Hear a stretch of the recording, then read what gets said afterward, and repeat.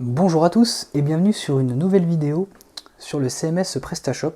Aujourd'hui, nous allons jeter un œil à la gestion des stocks sur PrestaShop. Donc, lorsqu'on se trouve sur le tableau de bord, il y a plusieurs façons de gérer les stocks. Donc, la première, c'est de se rendre dans Catalogue Stock. Et là, on a le visuel sur tous nos stocks. Donc là, on peut modifier les quantités, incrémenter, décrémenter, c'est très facile. Réserver, c'est bon, si on a des commandes en cours, on voit les produits en préparation. Donc là, je peux très facilement modifier mes stocks qui sont en fait des représentations. Là, le produit est une représentation. Donc, on a le produit, on a la déclinaison. Donc blanc S. Donc voilà, c'est vraiment par déclinaison. Alors c'est une façon rapide de gérer les stocks.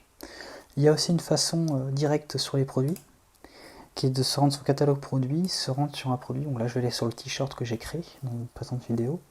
Et je me rends en déclinaison et je peux directement impacter les stocks. Donc c'est aussi une façon de gérer les stocks, découper un petit peu sa gestion des stocks. Donc voilà, je vous ai montré rapidement les deux façons de gérer les stocks sur PrestaShop. Ensuite, comment est-ce qu'on peut gérer les disponibilités des commandes. Donc en gros, il faut d'abord savoir, je voudrais en fait, voilà, j'ai des produits et je voudrais que quand je suis à zéro, pouvoir faire de la précommande. Donc si je veux pouvoir faire de la précommande, il faut en fait que je me rende sur paramètres de la boutique, produits, et du coup je vais jeter un œil, donc activer les faux, voilà.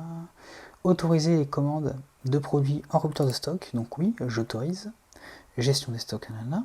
Et là je peux gérer un petit peu les étiquettes. Donc là, étiquette pour produits avec rupture de stock avec réassort autorisé. Donc là, en l'occurrence, j'ai autorisé les commandes de produits en rupture de stock. Donc là, on est sur du réassort autorisé. Donc je vais mettre en précommande. Donc voilà, ok. Donc une fois que ça c'est fait, donc là je vérifie, j'ai bien modifié. Délai de livraison pour les produits en stock, délai de livraison pour les produits en rupture de stock avec réassort autorisé. Donc je vais mettre une semaine pour voir un petit peu ce que ça donne. Je vais retourner ensuite sur mon produit. Et je vais aller, donc là j'ai deux onglets d'ouvert, hein. Je vais me rendre du coup dans vêtements et sur le produit que j'ai créé tout à l'heure. Donc le t-shirt. Donc le t-shirt, j'ai du stock. J'ai du stock. D'ailleurs, ce qui est intéressant, c'est que là je n'ai pas l'affichage de en stock affiché. Alors, je vais retourner dans paramètres produits et regarder un petit peu s'il y aurait une information que j'aurais loupée sur l'affichage du produit en stock. Ouais, effectivement, étiquette pour produit en stock. Voilà, je n'ai rien, je dois mettre en stock. Donc voilà, effectivement, si je n'écris rien, je pense que rien ne va être affiché. Bingo, en stock. Du coup, je retourne sur mon produit. On fait les petits virages. Du coup, je vais en stock et du coup, si je mets ce produit S en rupture, donc je le mets à 0,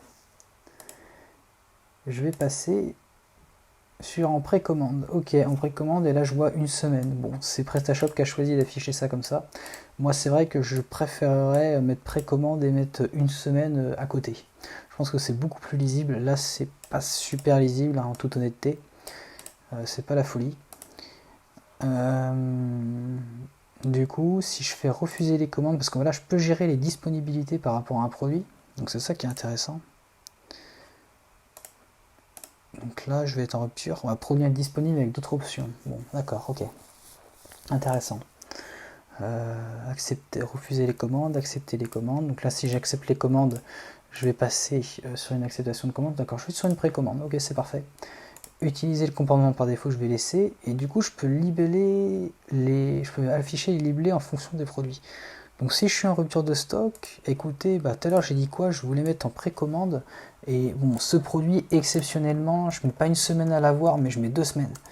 Donc du coup, je vais faire ça 2 semaines.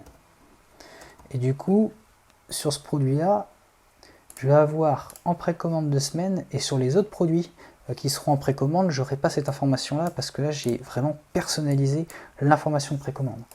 Donc ça, c'est très intéressant. Est-ce qu'au niveau de la gestion des stocks, des précommandes, est-ce que c'est bon pour moi? Alors oui, vous ne pouvez pas faire de précommande avec un produit que vous avez en stock, malheureusement c'est pas possible. Alors la petite solution, si vous voulez être tranquille, de vous dire bon j'ai du stock, mais Je livre pas très rapidement ces produits-là, ça dépend si vous avez plusieurs fournisseurs. Vous pouvez être par exemple en stock, mais par contre livraison plus longue. Voilà. Pareil du coup si vous avez du stock et que vous voulez quand même faire une précommande, vous voulez pas toucher à vos stocks, vous vous dites bon j'ai mes stocks mais je veux faire de la précommande, je sais pas, hein, pour peu importe la raison, et vous faites la même chose, vous changez les libellés pour bien sûr le produit en particulier. Donc là c'est bon.